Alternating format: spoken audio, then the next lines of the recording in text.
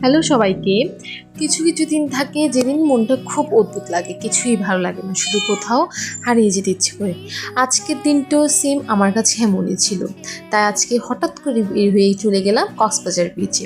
আর এটাই আমার পেজের প্রথম ব্লগ, তাই সবাই সাপোর্ট করবে। বিচে গিয়েই প্রথমেই কিছু ছবি তুললাম, তারপর শুরু করলাম ঝিনুক পোড়ানো। অনেক বছর পর আবার ঝিনুক পোড়ালাম। আর এর পেছনে যদিও একটি স্পেশাল রিজনও আছে। আমার বিজনেসের নতুন চুরি সিরিজ আসতে চলেছে, তাই চুরি কিছু শামুক পোড়াচ্ছিলাম। যদিও আগের মতো শামুক এখন আর পাওয়া যাচ্ছে না। আজকে যা পেয়েছিলাম সব ভাঙা ভাঙা টাইপেরই হয়েছিল, সব বেশিরভাগ। এরপর হঠাৎই বৃষ্টি চলে আসে, আর আমি আবার দৌড়ে চলে গেলাম বৃষ্টিতে ভিজতে। সমুদ্রের বৃষ্টিতে ভিজা এটা কিন্তু দারুণ মজার একটা জিনিস।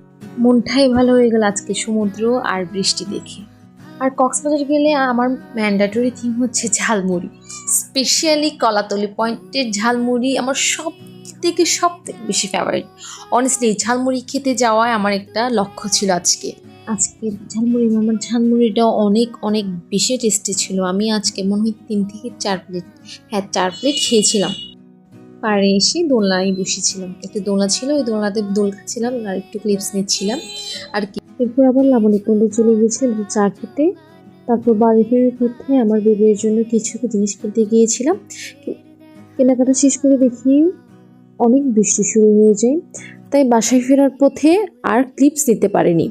আজকের ব্লগ এতটুকুই। Hope you are all enjoy this little piece of my day. Thank you for watching my video. By.